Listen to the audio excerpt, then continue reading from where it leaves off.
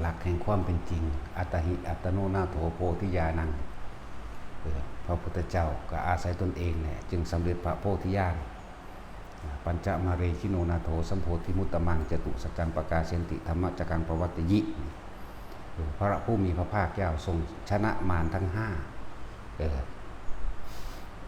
โดยศีลโดยสมาธิโดยปัญญาและการเข้าสู่ความรู้แจ้งเห็นจริงจึงเป็นด้วยจตุสัจจังธรรมจตุสัจจังปกาเสนติหมายถึงรู้แจ้งแท่งตลอดในอริยสัจสี่นั่นแหละธรรมจักกังปวัตติยินะเข้าถึงธรรมคือความจริงอยู่เหนือโลกเอเตนะสัจวัชเชนะนี่แหละโหตุเมชยมังคารังหมายว่า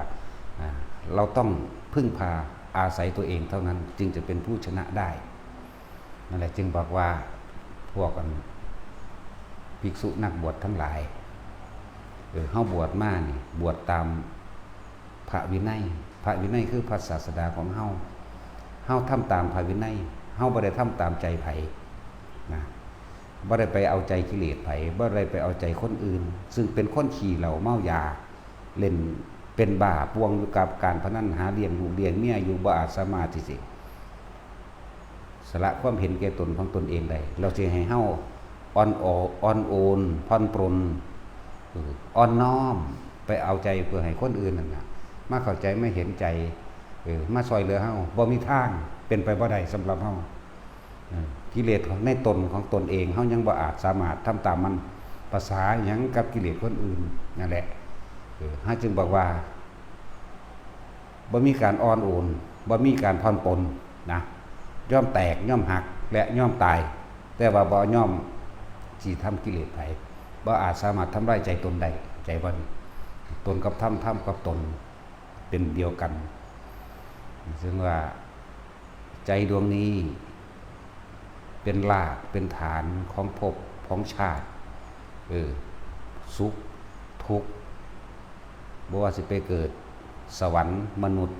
เปรตสัตว์นรกเดรัจฉานล้วนแล้วแต่ใจเจ้าของเองเป็นผู้รับเองบ่แม่นว่าผู้อื่นเฮ็ดให้บ่แม่นว่าผู้อื่นเฮ็ดให้เด้อเป็นที่เกิดของภพของชาติก็คือใจของเจ้าของเองผิดชอบชั่วดีรู้อยู่กับตนแต่ว่ายอมทำตนเพื่อเอาใจกิเลสคนอื่นเป็นไปไม่ได้สำหรับเฮาไปว่าได้ เสียเฮาอ่อนโยนผ่อนปรนไปตามกิเลสคนอื่นบ่มีทางเฮาบวชกับพระพุทธเจ้าเฮาบ่ได้บวชกับคนแต่ว่าล่ะว่าให้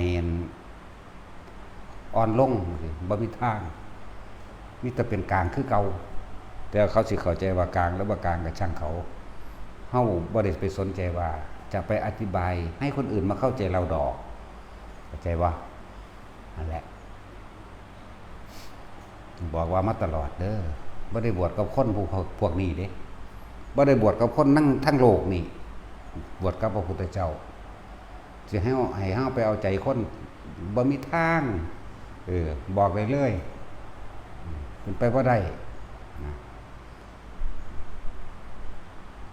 กิเลสเต็มหัวอยู่กินเหล้าเมายาเล่นการพนันขี่ตัวปิ่นป่อนลักของวัดกินของวัดใส่ลายก้าวตูผู้อื่นอยู่ตลอดจังสันสิให้เฮาไปเอาใจคนจังสันติโอ้ยหมายังดีกว่านั้นอีกเด้หมายังดีกว่าคนประเภทนี้อีกจักบ่ล่ะบ่แม่นว่าเลวเลยว่าเลวกว่าหมาพวกจังสันสิเฮาไปเอาใจพวกเลวกว่าหมาติโอ้บ่มีทางมันเลยสัตว์นรกลงไปอีกแล้วมันอยู่ใต้กลอเวจีแล้วสิให้เฮาอ่อนโยนพ้นปนติบ่มีทางแต่กูจะขามึงซ้ำหั่น ไม่จักว่าล่ะของเฮามันอยู่ในคติเวรย่อมระงับด้วยการฆ่าเจ้ากรรมนายเวรเด้เฮา เนาะตัดสินนั่นแหละอย่ารักการอย่าทฤษฎีหลายแต่ละคนนั่นน่ะอย่ารักการอย่าทฤษฎีหลายสิบอกอันนึงให้ประสบการณ์จริงชีวิตจริงเฮาอยู่เฮารู้ดีของเฮาเองพระเจ้าอาโศกฆ่าคนเท่าใด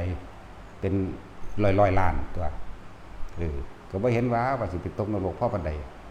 ไปเป็นงูเท่าเดียวนั่นแหละแน่ นั่นแหละเขาจึงประเทศนี้ก็จะเป็นประเทศใดกับขาคนมาพอได้เนาะเห็นบ่ล่ะอย่าลักการต่อของเป็นผู้อยู่ต่อของเป็นผู้รู้ดีคนอื่นบ่รู้บ่ได้รู้คือเฮาเด้เฮาเป็นผู้อยู่ในพื้นที่เฮาเป็นผู้ดำเนินของเฮาเองผู้อื่นสิมารู้ดีมาตัดสินให้เฮาตีเฮามีทางฉะนั้นหลักการเดียวที่พระพุทธเจ้าทรงตรัสเอาไว้ดีแล้วถูกต้องพร้อมเบิดจนแนวเฮาเถียงบ่ได้อัตหิอัตโนนาโถตนแลเป็นที่พึ่งของตนเท่านั้นจะพ้นจากทุกข์จะพ้นจากโลกก็เพราะอาศัยตนนะบ่แม่นคนอื่นเลยเข้าใจบ่ล่ะบ่แม่นเลยนะอะไรจังว่าอัตหิอัตโนนาโถโพธิญาณังพระศาสดาทรงสำเร็จพระโพธิญาณก็ด้วยพึ่งตนเองไม่ได้คนอื่นนั่นแหละโดยพระปัญญาของพระองค์เองเท่ากับเหมือนกันรักกันเดียวเหมือนกันนั่นแหละเกิดมาตายบ่แห้งกับตัวสิญาณแมงภาษาคนเนาะว่าตลอดเด้เฮากลัวบุคคลผู้ประเสริฐบ่แม่นกลัวคนมีกิเลสคนมีคุณงามความดีเนี่ยเฮาญาณยกย่องไปเชิดชูเคารพนับถือแต่คนเร็วๆบ่มีทางภาษาถ้าสิพูดถึงบาปนะเท่ากับยุงขาคนพวกนี้คือขายุ่งนี่แหละจากบ่ล่ะนั่นแหละอย่างสั้นเทศมาได้คือมีแต่ขาคนถึงแต่จริงจะเข้าใจว่าขาคนเนี่ยไว้เข้าใจกับเข้าใจว่าเข้าใจกับสร้างเด้บ่ได้เงิดเด้แม่นกูเด้เราจะมาเกิดกับคนพุทธเจ้าเข้าเพิ่นชนะมารเอิ้นว่าคือหลวงปู่มั่นเพิ่นสินึกถึงอยู่เรื่อยๆเด้ปัญจมาเลชิโนนาโถสัมโพธิมุตตมังจตุสัจจังปกาเสนติธรรมจักกังปวัตตยิเอเตนะสัจวัชเชนะโหตุไมชยมังคลังพระศาสดาทรงชนะมารทั้ง5ด้วยและทรงชนะมารทั้ง5สำเร็จพระโพธิญาณเพราะเข้าถึงอริยสัจเห็นบ่นี่อริยสัจรู้แจ้งเห็นจริงคือเข้าถึงถ้ำทะลุออกไปแล้วไปจตุสัจจังนี่จตุแปลว่าหยังแปลว่า4สัจจังคือสัจจะทั้ง4ทุกสมุทัยนิโรธมรรคจตุสัจจังประกาศเสนติเนี่ยประกาศแจ้งอยู่ในใจตนประกาศเสนตินั่นแหละจึงว่าธรรมจักกังปวัตตยิบัดนี้เห็นบ่ธรรมจักรได้หมุนเวียนคือความแตกฉานในปฏิจจสมบัติธรรมจักกังนั่นแหละที่หลวงปู่มั่นเพิ่นนึกถึงพระพุทธเจ้าก็นึกแบบนี้แหละสั้นบ่แม่นเอาไว้ขังดอกจากว่าล่ะบ่ได้ขังบ่ได้ว่ากันนั่นกันนี่แต่ว่าเป็นแนวทางแล้วสั้นมาคนเข้าใจคือคำบอกของเพิ่นบางที่มันก็บ่มีในบันทึกเนาะตราบใดที่เธอยังยื่นมือขอความช่วยเหลือจากบุคคลผู้อื่นตราบนั้นเธอจะไม่พ้นจากทุกข์ทั้งปวงมันลึกซึ้งยังไงเด้คำเว้านี่มันบ่แม่นคำเว้ามาเว้าเป็นโลโก้สโลแกนที่เฮาได้ยินได้ฟังหรือว่าเฮาฝันเห็นก็ดีนิมิตนั่นแหละฝันเห็นก็ว่าไปเว้าเดี๋ยวคนสิว่าสร้างแม่บอกว่ากูเป็นผู้เห็นเองกูเป็นผู้เห็นเองประสบเองสุสิมาตัดสินว่าบ่แม่นบ่ได้ดอกมันสั่นแหละมันเว้ายิงอยู่เด้เฮานี่เนาะถือว่ายิงอยู่เด้บ่เงินบ่งอไปเด้ตอนที่เป็นสิตายอยู่ทั้งนั้นสู้อยู่ไสกูผู้เดียวเด้เป็นผู้เจ็บปวดเองนั่นบ่ล่ะก็เลยว่าบ่เงินคนคือเขาว่าบ่ให้ว่าใส่บาตรมึงบ่ใส่อยู่แล้วตั้งแต่มึงว่าบอกสิเอาเกลือไม่กูกินกูไปเห็นมึงเอามาอยู่มันธรรมดาเด้หรือว่ามันตายแล้วบุบักหานก็เลยมันเศร้าเถียงมันตายแล้วบอกว่าต้องถามแท็กซี่ว่าเถียงกับแท็กซี่อยู่ตลอดมันตายแล้วบอกตายบ้านลูกบ้านเมียมันแล้วบอก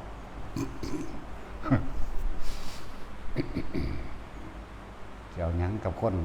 คำว่าคนตายผมมีความหมาย นั่นแหละให้น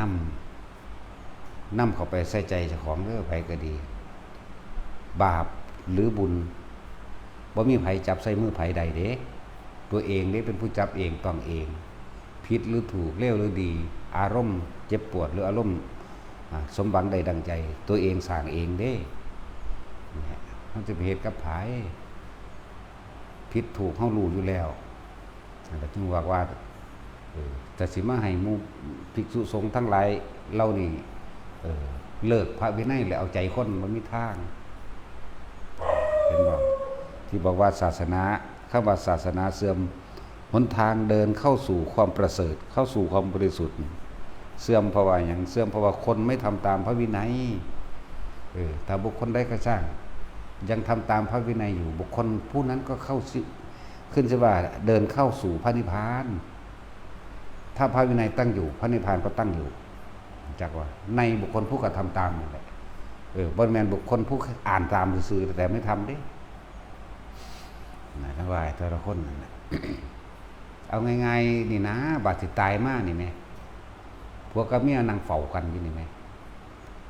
มันก็ตายต่อหน้าต่อตาอยู่เด้ล่ะเนาะไผซอยไผได้ล่ะตอนนั้นคือคนหักลูกหักหลานน่ะกอดกันโอ้ยเป็นจังได๋ล่ะมันก็ตายสักดึกๆฆ่ามือนั่นซอยได้บ่แล้วซอยให้ไปภพภูมิ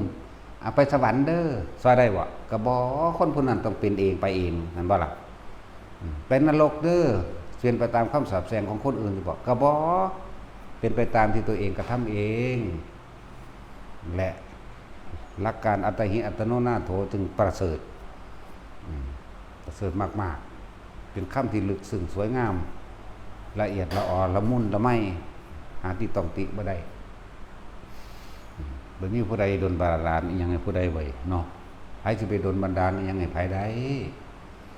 เฮาบ่ได้เป็นไปตามที่คนอื่นสาปแช่งเด้สาปกูแหน่จักล้านคนนี่กูสิเป็นไปตามที่สาปอยู่บ่หรืออวยพรแหน่อวยพรไปนิพพานหรือให้ไปสวรรค์จักล้านคนก็คือกันมันสิไปได้อยู่บ่ถ้าเจ้าของบ่เฮ็ดเองเนาะนั่นแล้วเอาผู้นึงกินข้าวอยู่ครัวผมกินข้าวให้เด้ออิ่มแล้วบ่กินให้เฮาอิ่มแทนได้อยู่บ่กินแทนให้เฮาอิ่มนี่แหมแน่ก็จังสั่นเลยแต่ของกินเองก็อิ่มเอาเองตัวเนาะจังสั่นแหละ จังว่าทุกคนมั่นใจในตนเองเด้อเฮาเกิดมาได้พบผู้มนุษย์ก็เฮากระทำของเฮาเองเด้เนี่ยที่เฮามาอยู่นี่และการได้ยินได้ฟังธรรมต่างๆคนที่เดินทางมาเนี่ยก็ด้วยตัวเองตัดสินใจเองเด้ตัดสินใจเองมาเองกำบามั่นใจตัวเองตัวจังมาเนาะเพิ่นบ่ได้ไปบังคับไผมาเด้นี่ว่าเพิ่นจะสร้างบันไผสิมาเนาะ ว่าก็สร้างเด้อว่าแม่นกูเด้ ไปทางนั้นเด้ ด่าตั้งแต่คนแต่ด่าคนตัวมันจังเข้าใจเนาะถ้าด่าหมามันสิรู้เรื่องบ่ แม่นตัดสินเด้ตัดสินผิดกันกับหมา เข้าใจกันดอกเล่าเป็นไล่กันอยู่ว่าสั่นเด้อ คนมันแปลว่าวุ่นเด้อวุ่นวายหาที่สุดบ่ได้เด้คนนั่นน่ะมีแต่เรื่องราวตายไปก็เปลี่ยนภพเปลี่ยนร่างใหม่จังซั่นฉะนั้นเฮาจึงสร้างสมแต่สิ่งดีทำตามคำสอนพุทธเจ้าอันกริยาทางนอกมันก็เว้าไปนะเว้าไปแล้วเพราะด่าก็ด่าแมงโลด แล้วถ้าไผสิตัดสินดอกว่าผู้ใดว่าถือก็เป็นความรู้สึกของเขาออกมาจากความรู้สึกเขาผู้ใดว่าผิดก็ออกจากความรู้สึกเขาบ่แม่นเฮาเนี่ยเว้าไปเลยล่ะจังว่าจะไปเอาคนอื่นมาเป็นผู้ยืนหยัดตัดสินเจ้าของสวรรค์หรือนรกบ่มีไผเฮ็ดให้ไผได้บุญหรือบาปบ่มีผู้ใดจับใส่มือไผได้ตัวเองกระทำเองล้วนๆเลยยิ่งจิตสุดท้ายก่อนที่สิตายนี่แต่ของนี่แหละที่บอกว่าจิตนี่หรือใจดวงนี้นี่เป็นที่เกิดแห่งภพชาติบุญและบาปตัวเองกระทำเองความเคยชินในตนเองรับเองตัวเองทำเองเด้บ่มีผู้ใดสาปแช่งหรืออวยพรไปสวรรค์หรือนรกใดเด้นั่นแหละจึงว่าให้เข้าใจดีๆว่าใจดวงนี้เป็นที่เกิดแห่งภพชาติ ขึ้นอยู่กับการกระทำของตนเองบ่แม่นผู้อื่นทำให้นั่นแหละทั้งว่าทุกคนเน้นอยู่ในตนเองบ่มีผู้ใดป้องกันภัยใดดอกนะคือบอกตามความเป็นจริงนั่นแหละจะคิดว่าสิมีผู้คนผู้ใดผู้หนึ่งมาปกป้องคุ้มครองชีวิตเฮาได้เด้อตัวเองต้องปกป้องคุ้มครองชีวิตตนเองแม้กระทั่งสุดท้ายแล้วความตายเหลือวิสัยแม้ตัวเองก็ยังบ่อาจสามารถปกป้องคุ้มครองความตายของตัวเองได้ต้องตายเป็นธรรมดาแต่เฮาจะเข้าใจว่าคนอื่นสิมาปกป้องคุ้มครองชีวิตความเป็นอยู่เฮาได้ตัวเฮาเองเฮ็ดเองบัดนี้เอาตัวเองไปประกันตัวเองกับผู้อื่นมึงดูว่าคือตัวเฮาเองยังบ่อาจสามารถไปปกป้องคุ้มครองผู้อื่นได้แม้แม้ตัวเองสิไปมีความหวังให้ผู้ใดมาปกป้องคุ้มครองเจ้าของเนาะยอมรับตามความเป็นจริงติขึ้นอยู่กับบุญกับบาปขึ้นอยู่กับกรรมที่ตัวเองกระทำมาเข้าใจบ่ล่ะบาดขึ้นอยู่กับสิ่งที่ตัวเองกระทำมาฉะนั้นอยู่ต่อหน้าต่อตาพ่อแม่นี่ว่าบาดมันสิตายก็สักตายบึบๆเขาโลดเนาะแน่คือบ่ปกป้องสัตว์ตัวมันขึ้นอยู่กับกรรมที่ตัวเองกระทำมาบ่ว่าดีบ่ว่าเลวตัวเองรับเองจึงบอกว่าใจดวงนี้เป็นที่เกิดแห่งภพชาติสิให้เฮาไปลดหย่อนผ่อนตนโอนอ่อนไปตามกิเลสคนเฮ้ยมีแต่ตีนน่ะสิเหยียบปากมันนั่น ใส่บูทพร้อมเด้มันสิเปื้อนตีนนะตาสินมื้อนี้ลงตาสินมื้อนี้ ถือว่าให้พวกเฮานั่นมั่นใจในสิ่งที่ตัวเองกระทำอันดับหนึ่งของเฮามีอยู่ในใจของเฮาอยู่แล้วไม่เคยคิดเบียดเบียนทำร้ายให้ผู้ใดผู้หนึ่งเสียชีวิตและทรัพย์สินทั้งมนุษย์และอมนุษย์ทั้งมนุษย์และอมนุษย์เลยบ่เคยมีเลยบ่เคยมีในจังสินี่แหละคือความบริสุทธิ์ที่เฮาเป็นนะเหลือถ้ามันเป็นจังซี่แล้วจิตมันก็ตั้งมั่นของมันเองมันสิพุ่งออกไปแต่ความที่มันเป็นประโยชน์แต่ว่าความดีคนบ่จักความดีได้เสมอนี่อย่าลืมเด้ดีเขาคือได้ทำร้ายผู้ใดตายก็สร้างคือจังเป็นจังไดได้ตัวไปหาแง่ไข่มดแดงสิโอ้ยดีเนาะเจ้าคือได้หลายแต่จะไปทางใดมื้อนี้หากินมันหมานดีๆเนาะน่าดีคนดีทำร้ายผู้อื่นนี่บ่ล่ะมันบ่คือดีทำเด้ดีทำมันบ่เบียดเบียนไผเด้คนละอย่างกันนั่นแหละศาสนาธรรมคำสอนที่มันเสื่อมทรามลงเพราะว่าคนบ่ปฏิบัติตามโดยเฉพาะภิกษุนักบวชทั้งเว้าประจำเด้ที่เสื่อมจากยอดก่อนเด้ยอดก็คือภิกษุนักบวชถ้าภิกษุนักบวชบ่รู้พระวินัยบ่ทำตามพระวินัยรู้บ่ทำตามก็คือเก่านั่นแหละเนาะมันสิเอาอันคำว่านิพพานมาทางใดโสดาสกิทาคานาคาสิไปเอาเรื่องนรกสวรรค์สิไปเอาความจริงทั้งใดมันบอกมาสอนเขาเจริญก็เจริญพอภิกษุนักบวชเหมือนพระพุทธเจ้าออกมาบวชก่อนหมู่นี่แหละแม่นบ่ล่ะแน่เพิ่นก็เข้าสู่ภาวะเพศนั้นได้ล่ะเป็นพุทธเป็นนักบวชก่อนเด้อล่ะแล้วเพิ่นจังแสดงออกนี้ออกมาแยกออกมาให้มันแปลกแนวหมู่ตัวบ่มีผู้ใดจูงลูกจูงเมียไปอันแสดงนิพพานเด้เนาะแท็กซี่มึงกล่าวพาลูกมึงไปสอนคนนิพพานเนี่ยเขาสิเชื่อมึงอยู่บ่ก็ต้องสั่นล่ะเว้ยนั่นแหละถึงบอกว่าถ้าเจริญกับพระพุทธเจ้าคนก็ปาลูกปาเมียออกมาเด้ล่ะแม่นบ่สั่นหรืออุ้มกันไปอยู่บ่อุ้มนะเขาก็เพิ่นก็ปาลูกปาเมียออกมาตัวต้องสิแสดงแห่งตัวนี้ออกได้ตัวเพิ่นเป็นตัวอย่างให้เบิ่งแล้วเด้ล่ะเนาะทรัพย์สมบัติทุกอย่างสละออกแล้วนี่ไอ้สิ่งที่ค้นหามามากๆทรัพย์สมบัติความมียศถาบรรดาศักดิ์เป็นผู้มีอำนาจสละเบิดเลยเห็นบ่เข้าสู่ความจริงโดยธรรมจังซั่นตัวจังสิเอาความจริงออกมาแสดงได้เด้จังซั่นแล้ว ความพัดภาคจากสิ่งที่รักก็เป็นทุกข์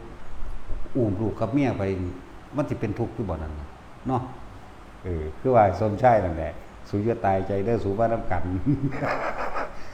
สุสวะสว่างอยู่แล้วมันจักว่าล่ะก็มันเห็นอยู่นั่นดิ นั่งหันได้อีเอ็นเสื่อมเลยเอาละตายใจเด้จักว่าล่ะทั้งสั้นแล้วไหว้ทุกคนให้เห็นถึงความจริงมันร่วมอยู่ในอริยสัจสี่แล้วล่ะธรรมะทั้งปวงที่เฮ็ดให้เฮาสามารถเข้าถึงความจริงได้หรือรู้ตามความจริงได้แม้ความเกิดก็เป็นทุกข์เกิดมาแต่ละคนให้แว่ออกมาเนาะกำเมื่อให้เข็นอยู่ว่าสันเด้แดงจึงครึ่งอยู่โตมันก็เลยเนาะกำเมื่อให้แว่ออกมานั่นแหละหิวแต่เอาใส่นมขันเศร้าด้วยเนาะตั้งแต่แล้วนี่เป็นทุกข์เพราะว่าหยังเป็นทุกข์เพราะว่าหิวเพราะว่าร้อนเพราะว่าหนาวเนี่ยทางร่างกายก็ดีแรงสั่นใหญ่ขึ้นมาอีกเป็นทุกข์เพราะว่าอยากเจ็บไข้ได้ป่วยได้บาดนี่เนาะเป็นทุกข์เพราะว่าอยากได้นั่นอยากได้นี่แต่ว่าได้ดังใจนี่แม้บ่ได้ไปอยู่ไกลนึงเด้อยู่น้ำเฮานี่เนาะเป็นทุกข์เพราะว่าพลาดพลาดจากสิ่งที่รักเป็นทุกข์เพราะว่าตายแน่จังสั่นก็นี่แม้ความเกิดเป็นทุกข์แก่เป็นทุกข์เก็บเป็นทุกข์นี่พลาดพลาดจากสิ่งที่รักเป็นทุกข์ตายเป็นทุกข์นี่มันอยู่นี่สาเหตุแห่งทุกข์คือความอยากเนี่ยอยากหยังก็ไล่ไปเอาเองที่จะชีวิตเจ้าของเองความคิดเจ้าของเองเนาะถ้าบ่ไม่อยากเด้ดับทุกข์นิโรธล่ะมันมีเด้ช่วงหนึ่งที่คนบ่มีความอยากหยังเลยเรียกว่านิพพานชั่วขณะจักบ่ล่ะมันมีมันทั้งหน่อยเรียกว่าล่ะมันบ่ได้แซ่อยู่เลยเด้มันน้อยๆในช่วงขณะเสี้ยววิหรือ2วิจังซี่นะน้อยๆซำนั้นแหละเพิ่นเลยเอิ้นนิโรธก่อนเพิ่นจึงเอามรรคมีองค์8มีหนทางแห่งการดับทุกข์นั่นสัมมาทิฏฐิมีความเห็นตามความเป็นจริงสังกปรดำริก็ตามความเป็นจริงคิดขึ้นในขณะที่ตาหูจมูกลิ้นใจกระทบสัมผัสรู้สึกก็คิดไปตามความจริงนั่นเองว่าจากัคำมันตัวอาชีววัจโมสติจนถึงสมาธิไปนี่หนทางนี้เดินก็เท่าคำบริสุทธิ์นะจังหวะมันอยู่ในอริยสัจสี่นั่นแหละไม่ต้องไปรู้ยังมากหรอกโดยอริยสัจสี่ก็ไปทุ่มลงอนิจจังอนัตตาคือเขาได้บัดเนาะอนิจจังทุกขังอนัตตานี่ได้บัดเนี่ยยอดมันถ้าพวกมูอาราดาบทอุตกะดาบทอสิตะดาบทที่เขาเจ้าเก่งๆที่จิตเขาเจ้าเรียกว่าทรงได้ตั้งมั่นในชาตินี้แล้วถ้าท่านพระพุทธเจ้าบอกว่าสิ่งทั้งหลายทั้งปวงไม่ควรเข้าไปยึดมั่นถือมั่นเพราะสิ่งใดทั้งปวงเป็นอนิจจังเป็นอนัตตาเขาเจ้าบรรลุข้าวเดียวนึงเด่นเพราะว่าเขาเจ้าบ่ขาดปัญญามองหนีนึงไหมขาดมองหนีนึงไหมจิตตั้งมั่นบ่ซอซายแล้วเหลือตั้งแต่ว่าการเห็นตามความเป็นจริงซื่อๆไหมแม่นบ่ล่ะแม้แต่ความสงบก็ไม่เที่ยงวางสิมันคนก็จะบรรลุแล้วล่ะแล้ว ทุกคนไปแสดงกับพวกม่วนชดินทั้ง3แสดงเกี่ยวกับอาทิตตปริยายสูตรนั่นเองแม่นบ่ล่ะ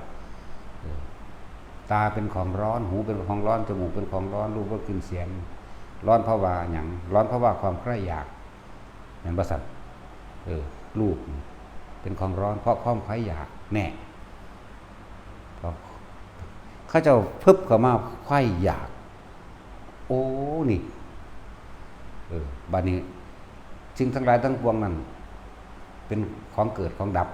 เป็นของแตกจักขุสมิงตินิพินทติแม่นบ่เวทนาจะปีนิพินทติสัญญาจะปีนิพินทติจักขุวิญญาณในปีนิพินทติจะนั่นแน่เขาเจ้ากระเทศไปแม่นบ่ล่ะโอ้แม่นแน่เขาเจ้าก็ว่างน่ะบรรลุเป็นพันเพราะการฟังล่ะ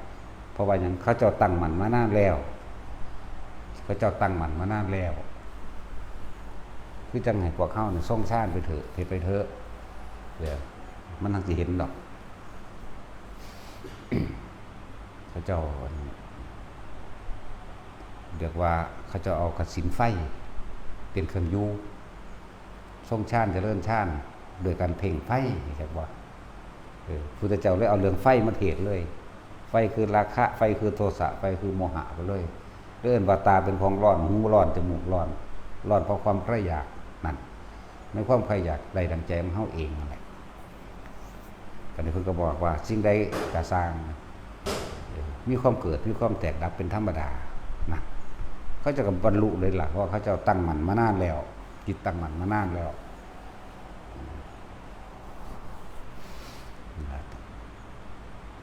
คือเน้นย้ำแต่ละคนเด้อเชื่อมั่นตนเองกับมักมีองค์8เด้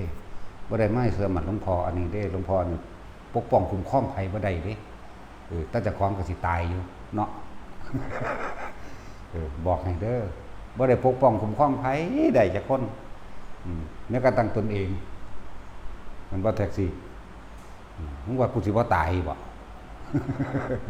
กูก็ตายคือกันเด้แถมซ้ำจากตายมันก็บ่ตายอยู่หามึงนี่ บ่ได้อยากอยู่ด้วยคันกินข้าวบวชแควคันกินข้าวเดี๋ยวก็ร้อนเดี๋ยวก็หนาวมันสั่นแหละว่าแต่ละคนเด้อหลักการเดียวที่พุทธเจ้าเทศน์ออกมาว่าอัตถิอัตโนนาโถมันบ่มีแนวเถียงกันเด้สุขหรือทุกข์ตัวเองทำเองทั้งนั้นตัวเองมาเกิดเองเด้บ่แม่นผู้อื่นเฮ็ดให้เกิดแม่นบ่บ่ซั่นแต่ว่าใจดวงนี้นี่เป็นที่เกิดแห่งภพทั้งปวงเด้ดีหรือร้ายสุขหรือทุกข์หรือว่าบาปหรือบุญตัวเองเป็นผู้สร้างเองเด้ภพชาติต่างๆตัวเองเป็นผู้ทำเองจึงไปเองเด้บ่มีผู้ใดสาปแช่งให้ตกต่ำได้หรือว่าบ่มีผู้ใดมาอวยพรให้สูงสุดได้เด้ถ้าอวยพรได้กับพระพุทธเจ้าก็อวยพรตัวเนาะคำว่าพรของพระพุทธเจ้าแปลว่าให้กำลังให้แนวทางตะกี้เพิ่นบ่ได้ว่ายะถาวาริวหาดอกคำว่ายะถาวาริวหามันมีมาแต่สมัยพระปัจเจกเพิ่นดอกเพิ่นให้แนวทางห้วงน้ำที่เตรียมแล้วย่อมยังสมุทรสาครทันใดทานที่ท่านให้ผ่องใสดุจดั่งพระจันทร์วันเพ็ญคือให้ด้วยความบริสุทธิ์จะไปหวังสิ่งใดเป็นเพื่อนตอบแทนให้พวกเจ้าให้ท่านแบบนี้ดูเด้อความหมายเพิ่นนั่นล่ะพวกเฮาก็เลยเอามาแสดงกันนั่นบ่ล่ะมีมาก่อนพระโคดมอีกเรื่องยะถาวาริวหานักสั่นแหละบางองค์ก็บ่ได้ให้จังซั่น บางองค์มันก็ให้อายุโทปริโทติโรวนะโทนี่ให้เป็นผู้มีอายุวนะตั้ง4มันตั้งหากบ่แม่นว่านั่นดอกบ่แม่นว่าให้ขังบ่แม่นว่าขังบ่ตายหรือป้องกันความเจ็บปวดป่วยเด้เพิ่นให้แนวทางให้เฮาเนี่ยคิดเข้าถึงความจริงอริยสัจอนิจจังทุกขังอนัตตาก็ว่าไปเพิ่นให้แนวทางเพิ่นเรื่องพรแปลว่ากำลังทางสติปัญญาเมื่อมีสติปัญญากำลังกายกำลังวาจามันก็เกิดดอกแต่คนเฮามันเฮ็ดเป็นแล้วมันกำลังทางกายท่านด้วยอาหารยารักษาโรคเครื่องห่มที่อยู่อาศัยตลอดทั้งเครื่องอำนวยความสะดวกทั้งหลายเครื่องประดับประดาทั้งหลายอื่นว่ากำลังทางกายที่เฮาให้ท่านออกไปต้องออกจากใจเห็นบ่ซั่นกำลังทางวาจาพูดจริงทั้งจริงตามความเป็นจริงคือมีสัจจะเว้าหยังก็เป็นจริงไปเบิดถ้าว่าเป็นจริงบ่แม่นเว้าอันนี้สิปิ้งขึ้นมาเด้บ่แปลว่าแบบนั้นเด้บ่แม่นเว้าอันนี้เกิดปุ๊บขึ้นมาบ่แม่นแบบนั้นคนจึงเข้าใจว่าเป็นลักษณะว่าโดนบันดาลเด้ว่าบ่แม่นแบบนั้นเด้เพิ่นเว้าอีหยังเพิ่นก็ทำอันนั้นได้เฮ็ดไปตามนั้นได้เรื่องว่าสัจจะแล้วก็บ่เอาเรื่องอื่นๆมาหลอกลวงจังซั่นแหละเว้าตามความจริงคนเกิดมาตายนี่ก็เอิ้นว่าตามความจริงบ่แม่นว่าก้อนหินนี่จงเป็นทองคำแล้วเป็นจริงมันบ่แม่นแบบนั้นเด้อหลายคนเป็นบ้าน้ำแนวจังซี่อยู่เด้เนาะพูดคำไหนเป็นคำนั้นก็บ่ได้แปลว่าก้อนหินนี้จงเป็นทองเด้มันประสาทมันแท็กซี่เห็นบ่ล่ะนั่นแล้วคนมันยังไปหาเสื้อแบบนั้นก็ยังมีเยอะแยะนั่นแหละจังว่าคำว่าพูดสิ่งใดก็คือกระทำได้สิ่งนั้นเพิ่นเฮ็ดได้สิ่งนั้นเพิ่นทำแบบนั้นได้ผมเลยเอิ้นว่าเว้าไปตามความเป็นจริงหรือจริงของชีวิตว่าเกิดมาตายเกิดมาแก่เกิดมาเจ็บเกิดมาปวดเกิดมาตายทั้งสิก็เอิ้นว่าจริงหรือเอิ้นว่าอริยสัจอริยสัจ4ก็ว่าไปผู้บ่เบียดเบียนแล้วจอมพูดแต่ความจริงหรือเอิ้นอริยสัจสัจจะจักว่าบ่แม่นนั่นบ่แม่นสัตว์หมาเด้ จังว่าบ่ให้ไปหางมง่ายกับความเสื่อความเสื่อ เพราะทุกอย่างนั่นสิสำเร็จหรือล้มเหลวสิหยังก็แล้วแต่ก็ต้องอาศัยศรัทธาก่อนเนาะความเชื่อเนาะแต่เฮาเชื่อในทางผิดเชื่อบ่ตามความเป็นจริงเฮาก็หลงวนอยู่หั่นแหล้วเชื่อว่ามีสิ่งศักดิ์สิทธิ์เชื่อว่ามีเทพเจ้าบันดาลเชื่อว่ามีสัตว์ต่างๆดลบันดาลโชคลาภวาสนาอิหยังใดเชื่อว่ามีผู้อื่นดลบันดาลนั้นนี้ให้จังซี่นี่มันบ่เป็นสัจจะมันบ่เป็นความจริงมันบ่เป็นไปตามจริงบ่แม่นสัมมาทิฏฐิเป็นมิจฉาเป็นความเห็นผิดบ่เป็นความเห็นถูกต้องตามความเป็นจริงนี่ล่ะความเชื่อนั่นแหละเธอบอกว่าจริต6อีกแหละศรัทธาเนาะ ศรัทธาจริตคนเชื่อง่ายศรัทธาจริตนั่นพุทธจริตคนเชื่อยากอันนี้ต้องพิสูจน์ด้วยตนเองจากว่าราคะจริตเป็นคนมักสวยงามๆมักสวยมักงามจังซี่มันสั่นตาโทสะจริตสูงเร็วโมโหปึ้งตำรวจว่าผู้ใดเว้าหยังบ่ผิดก็โมโหเว้าถูกก็โมโหมันสั่นโทสะจริตราคะโทสะโมหะจริต6เรียกว่าไปจริตคือนิสัยนั่นแหละจักว่าล่ะจริตกับคือนิสัยนั่นเองเป็นคนมีนิสัยเสือคนง่ายเรียกว่าสัทธาจริตเป็นคนมีนิสัยมักพิสูจน์ซะก่อนเรียกว่าพุทธจริตเป็นคนมีนิสัยมักของสวยๆงามๆประดับตัวดาเรียกราคะจริตความยินดีพอใจในแบบนี้แต่บ่ถูกตามที่ใจกูพอใจนี่กูบ่เอาเรียกว่าราคะโทสะโมหะนี่แหละยังอีกละหนึ่งลืมละครบหรือเปล่าวะศรัทธาพุทธะราคะโทสะโมหะอีกอย่างหนึ่งหน้าเป็นยังคือว่าเราว่านักจัดรายการกับเราผู้เดียวถามผู้ใดก็ซึ้งลึงอยู่เสร็จแล้วจริต6เขาจะว่าลืมละมันเป็นหลักการหลายเขาก็ได้บ่อยเบาปานใดมันเป็นหลักการส่วนมากเขาเอาประสบการณ์มาเว้าหลักการก็เว้าอยู่น้อยๆเว้าอยู่บ่แม่นว่าเว้าคือเรื่องนั้นไหว้พระสวดมนต์มีผลบ่มี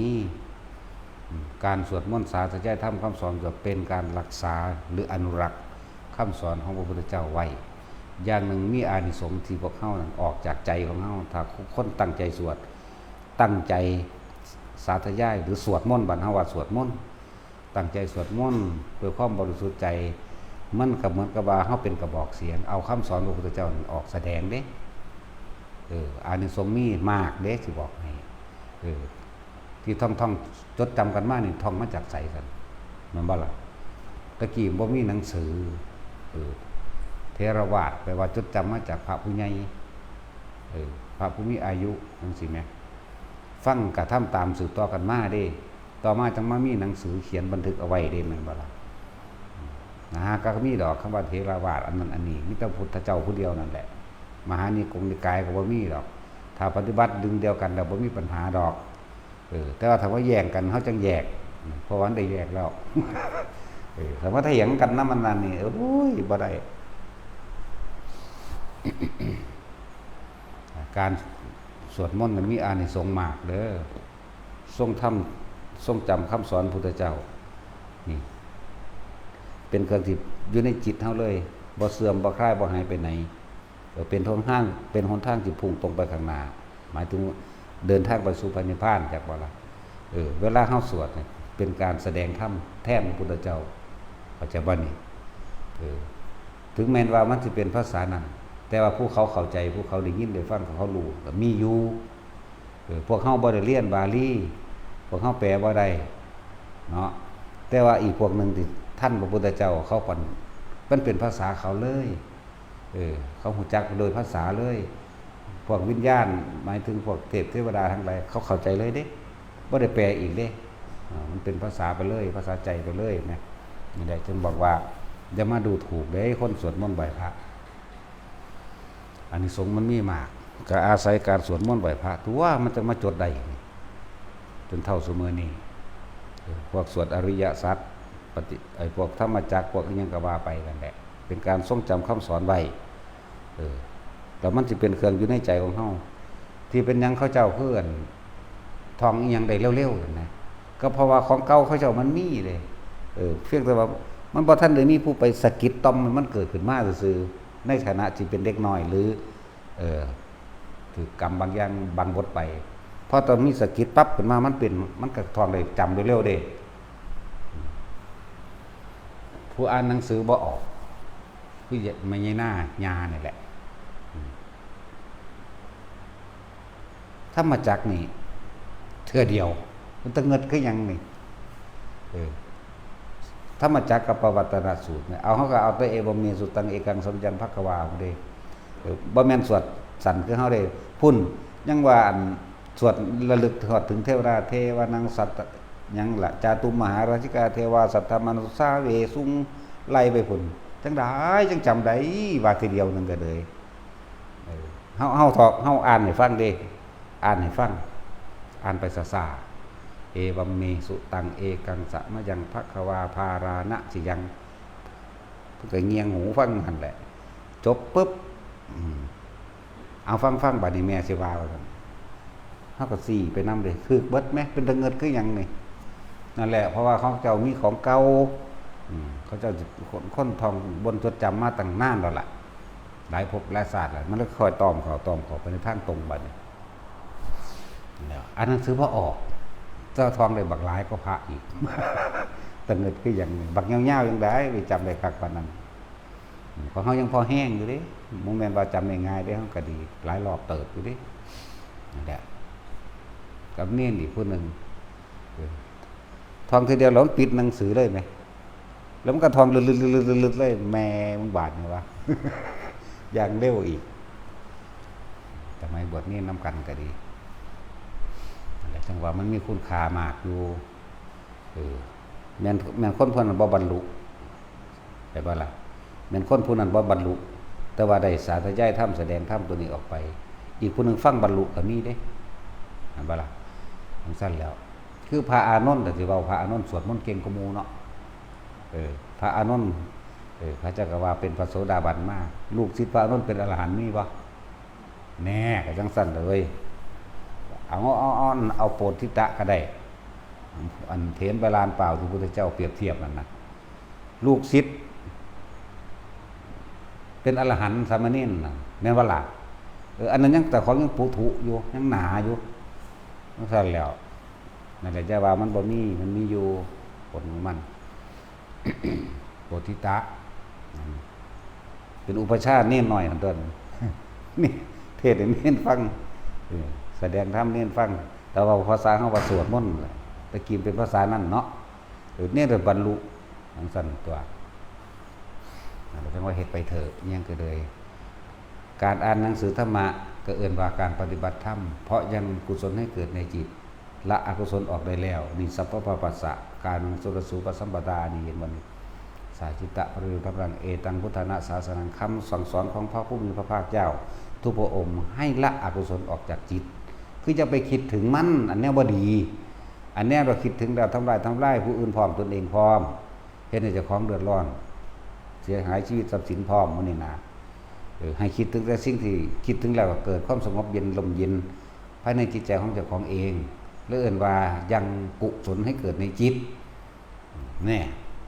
เพิ่นเอามาร่วมไว้หมู่นี้ได้ล่ะแถมสำยังว่าพุทธานาศาสนังอีกแม่นบ่เป็นนี่คือคำสั่งสอนของพระผู้มีพระภาคเจ้าทุกพระองค์พร้อมเนี่ยเพิ่นแสดงว่าพุทธเจ้าเฮาก็เพิ่นก็เกิดผ่านหลายพระองค์อยู่แล้วล่ะเนาะเพิ่นยังเอามาสรุปรวมไว้ให้พวกเฮาเกิดความมั่นใจนั่นแล้วว่าท่องจำบทคำสอนพุทธเจ้าท่องจำบทสวดมนต์ก็เป็นการปฏิบัติธรรมอย่างหนึ่งทำวัดสวดมนต์ที่ท่องจำได้แล้วก็เป็นการปฏิบัติธรรมอย่างหนึ่งฟังธรรมก็เป็นการปฏิบัติธรรมเดินจงกรมนั่งสมาธิยืนสมาธิเดินสมาธินอนสมาธิก็เป็นการปฏิบัติธรรมทั้งนั้นบ่แม่นว่าจะไปเคร่งเอาแต่อรหันต์อย่างเดียวดอกเข้าใจว่าล่ะมันไปเคร่งไปกึ่งเอาอยู่เพราะฉะนั้นเนี่ยหลายๆอย่างตัวที่มันค่อยๆสังสมกันไป ที่ว่าอย่างนั้นกุศลกรรมบท10เนาะสั่นตัวชักจูงคนมาฟังธรรมปฏิบัติธรรมก็เป็นการปฏิบัติธรรมเป็นการบูชาอย่างหนึ่งเหมือนกันมันบ่เป็นการปฏิบัติบูชาในลักษณะนั้นชักจูงชักชวนโมทนาส่วนบุญของผู้อื่นก็เป็นการปฏิบัติเป็นการเอากุศลเข้าในจิตเข้าใจว่าล่ะว่าแต่อันยังกันสร้างคือมันเป็นกุศลเข้าไปในจิตเป็นการปฏิบัติทั้งนั้นชักจูงผู้อื่นทำเองมั่ง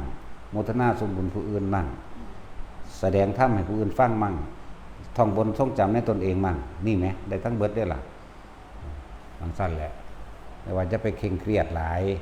บ่ได้อันนึงมันก็ได้อันนึงเฮ็ดไปเรื่อยๆคือคนทั้งหลายนั่นแหละถ้าบารมี10บ่เต็มมันก็เป็นไปบ่ได้มันเป็นบันไดของมันเห็นว่าท่านอาหารจาระสารุเป็นของที่อยู่อาศัยตลอดทั้งเครื่องเพื่อความสะดวกสละความเห็นเอกแก้ตัวออกได้มันก็ลำดึกก็ไปสู่ศีลตัวคนเฮาเห็นแก่ตัวได้จังขาจังดักจังปุ่นจังกี้เนาะเนี่ยบัดนี้เฮาท่านสละของเจ้าของออกได้เอาไปมาสละความเห็นแก่ตัวออกเบิดแล้วสละฮอดตนเองได้ย่อมตายเพื่อศีลเพื่อธรรมแน่มันก็เข้าใจว่ามันก็บ่ไปทำลายจุดเด่นผู้ใดผู้หนึ่งเสียชีวิตทรัพย์สินตลอดทั้งมนุษย์และอมนุษย์เนี่ยก็เป็นศีลได้เห็นบ่เนคขมะก็หยังการข่มจิตให้ออกจากอารมณ์ความใคร่อยากเนคขมะก็เลยกามนั่นแหละจักบ่ล่ะเนคขมะนี่เฮาแปลพยายามแปลทุกคนเข้าใจคือการบวชจังซี่บัดนี้มาเห็นเพิ่นก็บวชได้ก็ว่าอีกละเนาะบวชชีพรามจังซั่นแหละเนคขมะคือการภาวนาก็ว่านะการข่มจิตให้ห่างออกจากความใคร่อยากในกามในรูปในรสในกลิ่นในเสียงในสัมผัสทั้งกายปัญญาการรู้แจ้งเห็นจริงตามความเป็นจริงของสิ่งทั้งหลายทั้งปวงเป็นเรื่องว่ารอบรู้ในกองสังขารถ้ารอบรู้แล้วมันต้องสังขารทั้งหลายหาความจริงยั่งยืนบ่ได้ไม่เที่ยงแน่หรือว่าปัญญาเนี่ยทานศีลเนคขมะปัญญาวิริยะเมื่อมันรู้แจ้งตามความจริงของมันแล้วความเพียรพยายามของเฮาเองแม่นบ่ล่ะขันติมีความอดทนปนกันเป็นนำแม่นบ่ขันติสัจจะอธิษฐานตั้งใจมุ่งมั่นสู่จุดหมายได้คำว่าอธิษฐานบ่ได้แปลว่าขอเด้อตั้งใจมุ่งมั่นสู่จุดหมายที่ปรารถนาเอาไว้นิพพานนี่เป็นศาสตร์สุดท้ายนี่แหละจังบอกว่าผู้ใดสิปรารถนาเรื่องนั่นก็ขอผลทานบุญกุศลกรรมดีนี่นะจึงเป็นปัจจัยข้าพเจ้าถึงซึ่งพระนิพพานในปัจจุบันในชาตินี้เถิดโลดอย่าเอาอนาคตมันถึงแล้วอย่างสั้นว่าอธิษฐานแล้วก็มาลงเมตตาคนเฮาใส่ชีวิตร่วมกันก็ต้องอาศัยสิ่งเหล่านี้เป็นเครื่องประคองนั่นล่ะเมตตากับอุเบกขาทำตัวแบบประคองมันอยู่น้ำกันได้ซื่อๆได้เมตตามันเป็นสื่อมันเป็นแนวทางที่ต้องเฮ็ดพร้อมนะสุดท้ายแล้วคือต้องถิ่มทุกอย่างทิ้งทุกอย่างได้บัดมีผู้ใดเอาหยังไปนำใดเนาะเจ้าสิร่ำรวยเพียงใดก็สร้างเจ้าสิหวง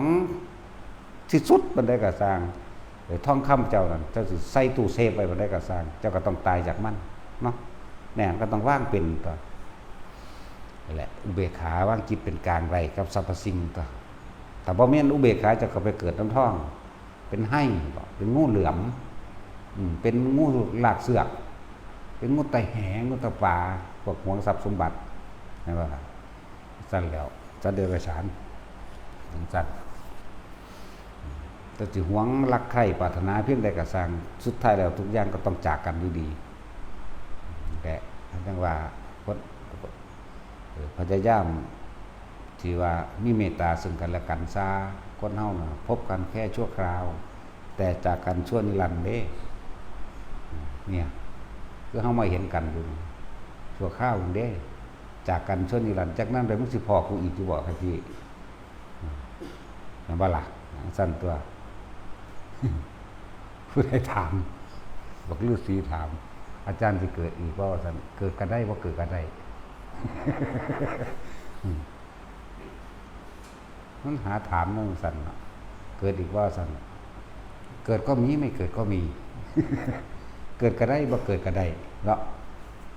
ตัดสินเจ้าสิเกิดอีกบ่ให้มันบ่อีหลีซะล่ะเดี๋ยวก็เอาเอียนขี้ข้อติ๊กลิกติ๊กลิกติ๊กลิกมาบ่โลดอันบ่แบบนั้นเดี๋ยวบักดันปิดเทอมก็ตามมาอีกบัดนี้ติ๊กลิกติ๊กลิกติ๊กลิกมาดิเอาบ่ว่าจังแล้ว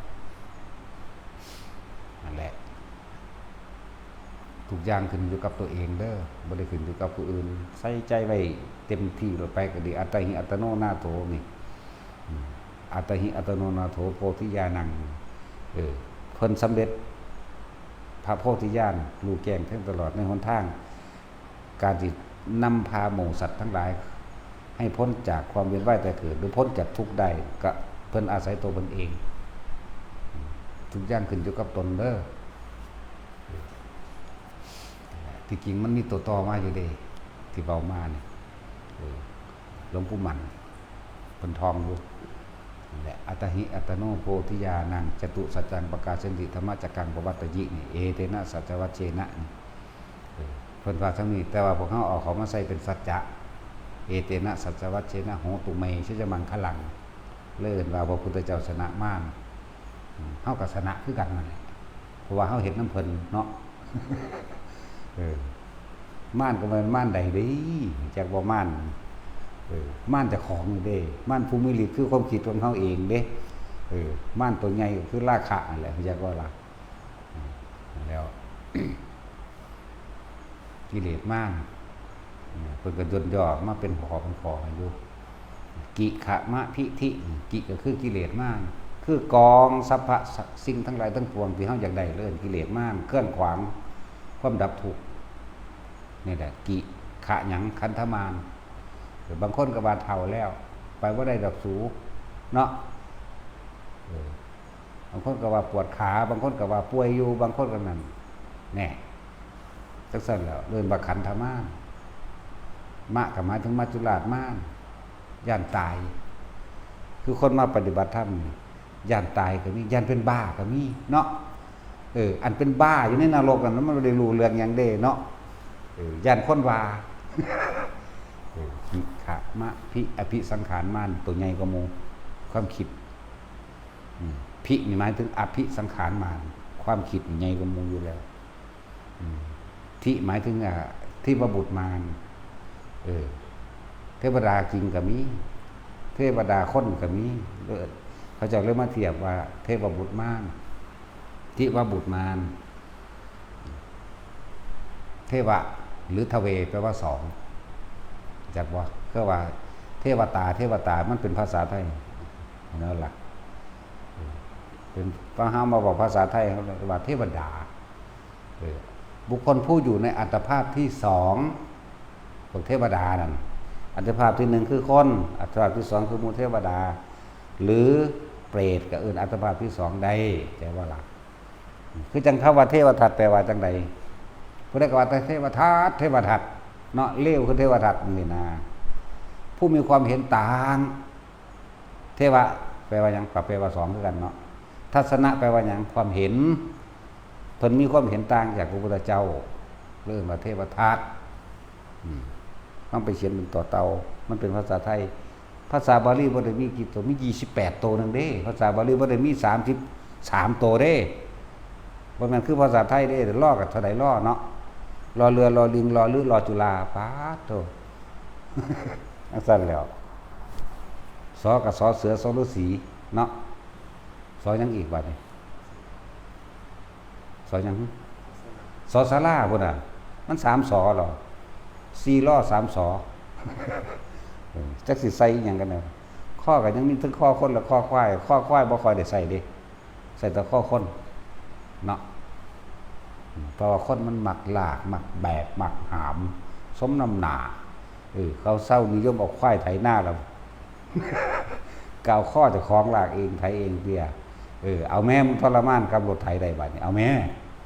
เนาะมันเป็นบาปเลยตะกี้ตีงัวตีควายไถหน้าเนาะศูนย์ให้มัน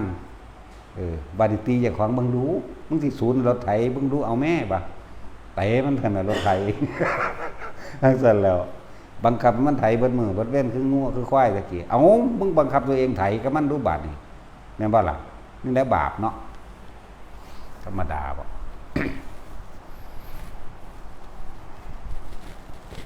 ทั้งเบิดนี่ก็คือว่าให้ทุกคนเห็นทุกข์เห็นทุกข์ในเจ้าของเห็นทุกข์อันเกิดจากความอยากเจ้าของ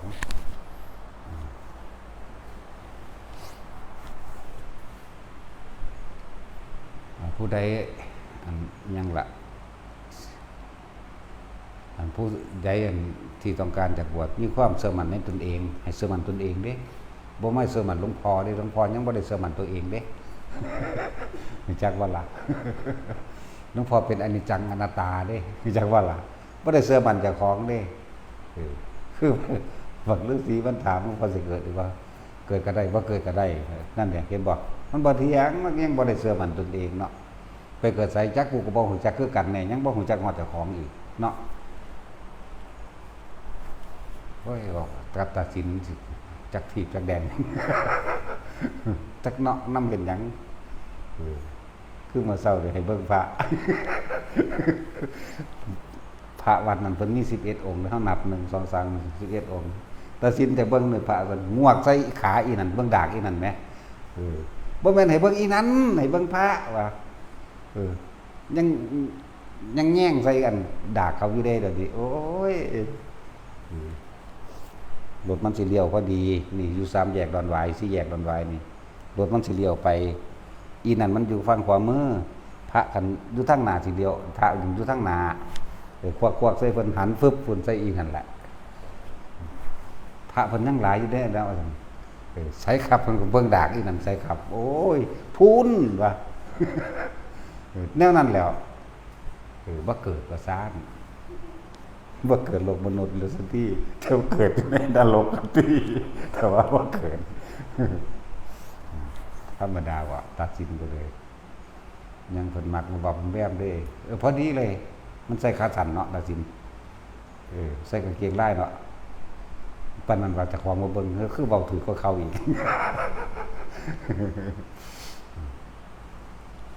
มาแล้วสิ่งจังสี่มันเร็วเด้เนาะมันเร็วเด้แต่บอกเบิ่งพระนี่เพิ่นมีจักองค์นับเบิ่งดูซั่นแต่ว่าหางตามันเห็นอีนั่นทั้งที่ตานี่ตรงไปหาพระเด้พระเพิ่นบิณฑบาต11องค์เนาะแต่หางตามันเห็นอีนั่นนิดหน่อยป๊าดตัวมันคือโฟกัสไปหาเขาโลดนั่นแล้วเรียกว่าล่ะเดี๋ยวคือความเคยชินในความอยากของเจ้าของเองราคะตัวเองนี่แหละความยินดีพอใจในรูปรสเครื่องเสียงมันชินมันปั๊บสลดเด้แล้วจังว่าให้พวกเฮามาฝึกอันนี้มันชินเด้อบัดฝึกอยู่กับตนเองฝึกอยู่กับลมตนเองฝึกอยู่กับความรู้สึกในตนเองมันชินพวกผู้มาใหม่ผู้เมสซี่มาใหม่ให้ฝึกเอาเด้อนั่นแหละให้พวกเด็กน้อยพวกนั้นเขาฝึกให้แต่สิให้พวกเฮารู้จักฐานที่ตั้งแห่งใจเฮาเองให้เฮาจักว่าจะออกจากความรู้สึกโตให้เฮารู้จักว่าฐานที่ตั้งแห่งจิตคือหยังแล้วอยู่กับมันกับแค่นั้นแหละ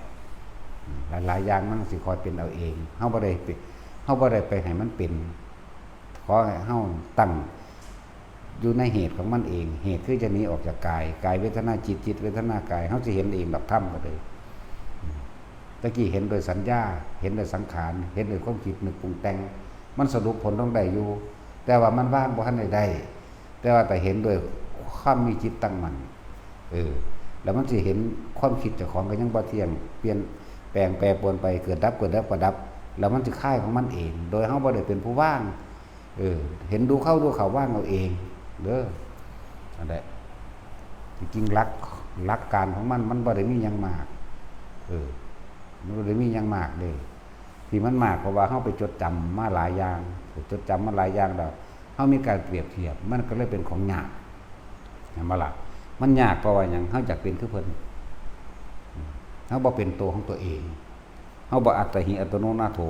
ไม่ใช่ว่าล่ะเฮาบ่เป็นตัวของตัวเองเฮาบ่อยู่ในตัวเองเฮาบ่อยู่ในกายของตนเอง